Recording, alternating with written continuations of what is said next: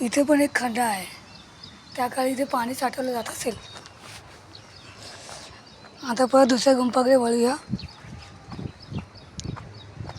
ही परत एक गुंफा, इथे सगळ्या गुंफाच आहेत, पण सगळ्या व्यवस्थित आणि नीट आहेत. जशा तशाच्या किती वर्षापूर्वीच्या आहेत ह्या. कमीत कमी 300 वर्ष झालेत की 800 वर्ष झालेत, तर जशा तशा आहेत. इथे पण 2 खोल्या आहेत, खोलीत खोली आहे.